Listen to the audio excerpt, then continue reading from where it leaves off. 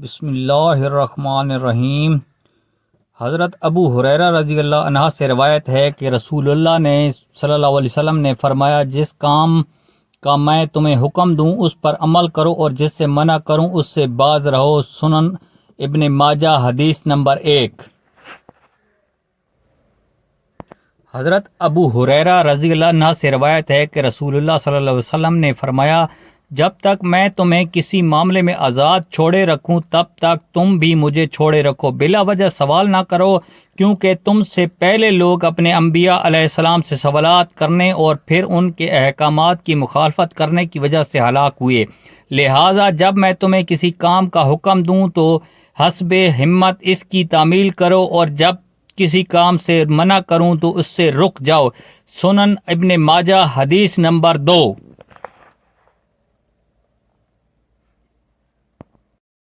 حضرت ابو ہریرہ رضی اللہ عنہ سے روایت ہے، رسول اللہ صلی اللہ علیہ وسلم نے فرمایا، جس نے میری اطاعت کی اس نے اللہ کی اطاعت کی، اور جس نے میری نافرمانی کی اس نے اللہ کی نافرمانی کی۔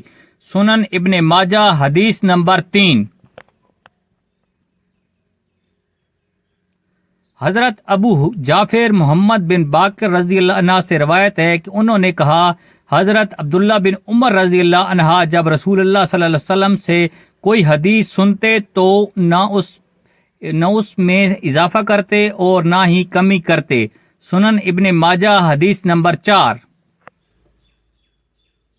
حضرت ابو دردہ رضی اللہ عنہ سے روایت ہے کہ انہوں نے فرمایا، رسول صلی اللہ علیہ وسلم ہمارے پاس تشریف لائے جبکہ ہم فقر کے بارے میں گفتگو کر رہے تھے، اس سے خوف کا اظہار کر رہے تھے، تو آپ نے فرمایا، کیا تم فقر سے ڈرتے ہو؟ قسم اس ذات کی جس کے ہاتھ میں میری جان ہے، تم پر دنیا اتنی زیادہ برسا دی جائے گی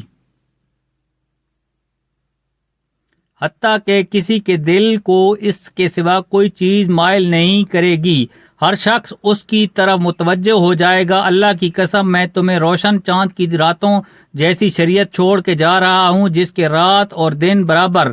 حضرت ابو دردہ رضی اللہ عنہ نے فرمایا، اللہ کی قسم رسول اللہ نے سچ فرمایا، واللہ آپ ہمیں ایسی روشن شریعت چھوڑ کر تشریف لے گئے ہیں جس کے رات اور دن برابر ہیں۔ سنن ابن ماجہ حدیث نمبر 5۔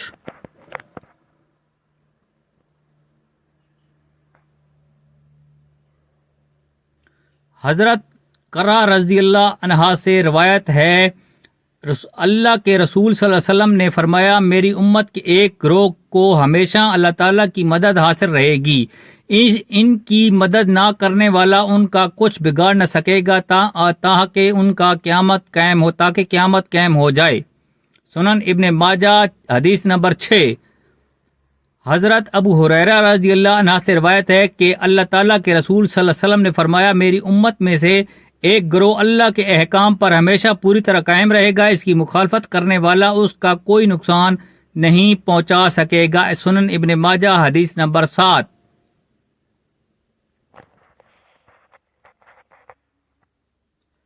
حضرت ابو غیبہ خولانی رضی اللہ عنہ سے روایت ہے کہ یہ وہ صحابی ہیں جنہوں نے رسول اللہ صلی اللہ علیہ وسلم کے ساتھ دونوں قبلوں کی طرف نماز پڑھی ہے۔ انہوں نے فرمایا، میں نے رسول اللہ صلی اللہ علیہ وسلم سے سنا، آپ فرماتے تھے، اللہ تعالیٰ اس دین میں ہمیشہ نئے پودے لگاتا رہے گا اور ان سے اپنی اطاعت میں کام لیتا رہے گا۔ سنن ابن ماجہ حدیث نمبر 8۔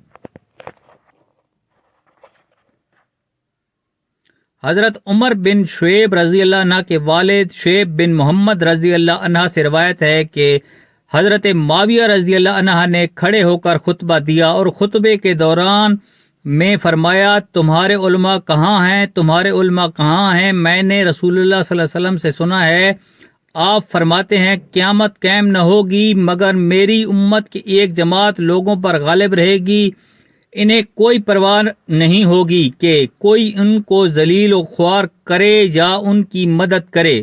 سنن ابن ماجہ حدیث نمبر 9۔